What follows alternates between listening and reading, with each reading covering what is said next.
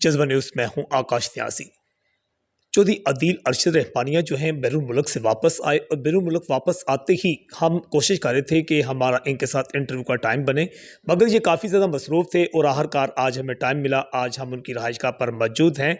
गद्दी नशीन हैं ये साईं राजा दरबार जो है उसके, और यहाँ पर हम आपको बताते चलें कि ओवरसीज़ जो है कमीशन के साबिक जो है डिस्ट्रिक्ट जो है चेयरमैन भी रह चुके हैं। तो अदील अरशद साहब, आप जब बैरून मुल्क दौरा किया सबसे पहले, क्योंकि ओवरसीज़ पाकिस्तानी जो हैं, आप जिस जमात में पहले थे चौधरी सालक हुसैन का बहुत बड़ा कारनामा कि ओवरसीज़, क्योंकि आप ओवरसीज़ पाकिस्तानी में, इसलिए आपसे सवाल पूछ रहा हूँ, उनके लिए प्रॉपर्टी कोड जो है पहली दफ़ा पाकिस्तान की तारीख में तश्कील पा चुकी है, तो क्या कहेंगे? औज़ बिल्लाहि मिनश शैतानिर रजीम, बिस्मिल्लाहिर रहमानिर रहीम। देखिए जी, सबसे पहले तो आकाश न्यासी साहब आपका मैं शुक्रिया अदा करता हूँ, आज मेरे पास आए। देखिए जी, ये आपने सालक साहब के बारे में, मैं उनके एंटी इलेक्शन लड़ा हूँ। मैं उनके एंटी इलेक्शन, देखिए सियासत है ना, देखें जी जी हाँ। जो अच्छे काम हो उनमें हर बंदे को अप्रिशिएट करना क्योंकि चाहिए। आपने ओवरसीज़ के लिए बहुत ज़्यादा काम किया ना, ये भी ओवरसीज़ के मुतलका काम है। देखें जी, अल्लाह के फजल करम से मैं ये समझता हूँ कि सालक साहब ने बतौर ओवरसीज़ जो वो मिनिस्टर बने हैं, वज़ीर बने हैं, उन्होंने ये जो अदालत वाला सिस्टम, अगर बिल मंजूर हो चुका है, अगर ये अदालतें लग जाती हैं, तो मैं समझता हूँ कि जी मैं भी उनको खराज तहसीन पेश करता हूँ।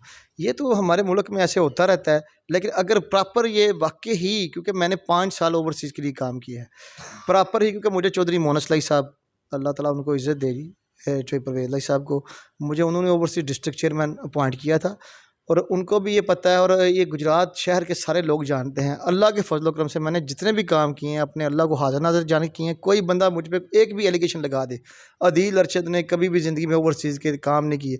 मैं तो अपने से, अगर मेरे पास पावर नहीं भी थी, फिर भी मैंने आगे जाके स्टैंड लेके ओवरसीज़ के लिए काम किए हैं, और मैं समझता हूँ अगर ये अदालतों का ये काम हो जाता है तो मैं उनको अप्रिशिएट करूँगा। जिस तरह आपने जब डिस्ट्रिक्ट चेयरमैन थे आप ओवरसीज़ कमीशन के, तो आपने क्या देखा कि ओवरसीज़ के ज़्यादा मसाइल क्या थे, ये भी थोड़ा सा बता दें। देखिए, ओवरसीज़ के मसाइल तो काफ़ी हैं जी। प्रॉपर्टीज़, यहाँ ये जेंट जो हैं बच्चों को ले जाते हैं, और ये जो जेंटी वाले लाशें तक नहीं मिलती।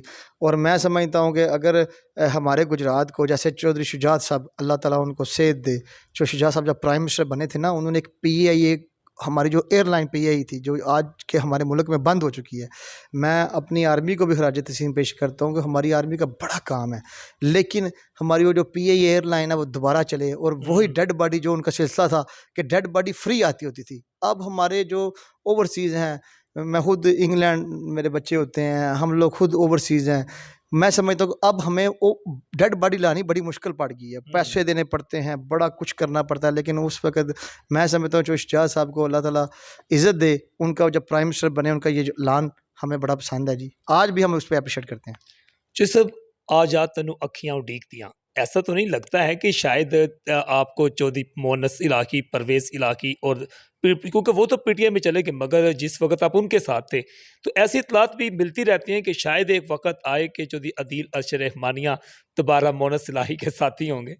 हाँ, ये तो जी आपकी बात बिल्कुल, मैं इसको डिनाई करता हूँ।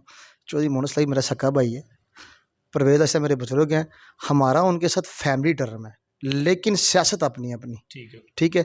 सियासत मेरी जमात तरीक़े लब्बैक है, ला इलाहा इल्लल्लाह मुहम्मद रसूलुल्लाह सल्लल्लाहु अलैहि वसल्लम, मेरी जमात तरीक़े लब्बैक है, और मेरे लीडर साद रिज़वी साहब हैं, ठीक है। साद रिज़वी साहब से मैं बड़ी मोहब्बत करता हूँ, अल्लाह ताला उनको इज़्ज़त दे। और आने वाला वक्त जो 20-19 को हमारे बाबा जी की बरसी भी आ रही है, ठीक है। और इंशाल्लाह ये सबको साबित हो जाएगा कि मैं भी तरीक़े लब्बैक हूँ, मेरी जमात, मेरी बच्चियों, मेरे बच्चों, मेरे भाइयों ने, मेरी जमात ने मुझे वोट दिए हैं, मेरा एक वोट बैंक बना, और मैं अपनी जमात को छोड़ के किसी जमात के साथ जाना नहीं चाहता। वैसे सियासी इख्तिलाफ़ात अपनी जगह पे हैं, जो किसी का अच्छा काम है उसके ऊपर मैं अप्रिशिएट करूँगा। तो सब डीपीओ गुजरात मुस्तंसर अताब बाजवा 5-6 माह तकरीबन उनकी तैनाती को हमने देखा कि उनकी तैनाती के बाद ख़ास तौर पर कानून को सबके लिए बराबर कर दिया गया। पहले मैंने डीपीओस को देखा कि ऐसा नहीं होता था कि जो बाअसर लोग होते थे या अमीर लोग होते थे उन पर कानून उस तरह लागू नहीं होता था। पुलिस जो थी उसके खिलाफ भी एक्शन लिया, और ख़ास तौर पर उन्होंने जो संगीन वाक़यात जो ही पेश आती हैं उसमें मुल्ज़म को 24 से 48 घंटों में मुल्ज़म की गिरफ्तारी को यकीनी बनाया जाता है। तो क्या कहेंगे? देखिए जी, अल्लाह अकबर। सबसे पहले तो मैं जी आज डीपीओ गुजरात साहब को खराज तहसीन पेश करता हूँ। मुदस्सर बाजवा साहब, वाक़ई ही आपकी ये बात ठीक है, जो चीज़ सच्ची हो उसके ऊपर, मैं सच्ची सरकार का नौकर हूँ, गद्दी नशीन हूँ अपनी सच्ची सरकार, सर राजा बादशाह सच्ची सरकार। देखा रोड से गुजरते हुए मुसाफिरों को हर चीज़ मिलती है। जब भी सरकार के अल्लाह करना अल्लाह और नबी ने होता है काम, लेकिन सच्ची सरकार का मैं गुलाम हूँ, सच बोलूँगा। सच ये है कि वाकई डीपीओ जो है बाजवा साहब, उन्होंने अच्छा जो है इंतकाम, इधर जो भी जितने भी काम हो रहे हैं एसएचओस को और डीएसपी साहब को, और देखे ना आपके सामने ये सारा कुछ हो रहा है, बहुत अच्छा वो काम कर रहे हैं। मैं उनको खराज तहसीन पेश करता हूँ और मैं उनको सलाम भेजता हूँ ठीक है। कि डीपीओ गुजरात साहब को मैं अप्रिशिएट करता हूँ जी। ठीक है। अच्छा, जो डीएसपीज़ हैं लाला मूसा सर्कल और शराजी साहब यहाँ सिटी में आए, क्योंकि आपका पुलिस के साथ काफ़ी वास्ता पड़ता है, एसएचओस भी नए चेहरे सामने आए हैं, तो ये जो मुतली तब्दीलियाँ इसको किस नज़र से देखते हैं? देखिए जी, डीपीओ गुजरात साहब कमांडर हैं ज़िला गुजरात के, इस टाइम पुलिस के वो कमांडर हैं। वो जो कुछ भी कर रहे हैं मैं समझता हूँ कि मैं उनको अप्रिशिएट करता हूँ। उन्होंने अच्छे जो जितने भी पॉइंट एसएचओ लगे हुए हैं उनका अच्छा इक़्तिदाम है। उन्होंने बड़े अच्छे एसएचओ लगवाए हुए हैं कि उन्होंने क्या है, पुराने एसएचओ जितने भी लड़के नए आए हैं जो भी लगे हुए हैं, मैं फवाद साहब को सिविल एसएचओ खराज तहसीन पेश करता हूँ।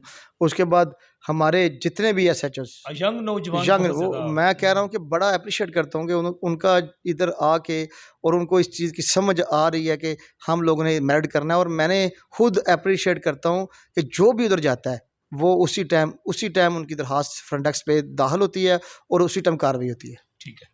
अच्छा, एफआईए कोशिश तो करती है कि इंसानी स्मगलिंग का खात्मा हो, मगर देखा कि ज़िला गुजरात क्योंकि इंसानी स्मगलर्स का बिगाड़ा है, तो जो सब आज भी एक खबर थी कि लाला भूसा का इलाका शाहजहानिया का एक नौजवान जो है शराज, 1 साल हो गया ना जिंदा वापस आया ना लाश मिली।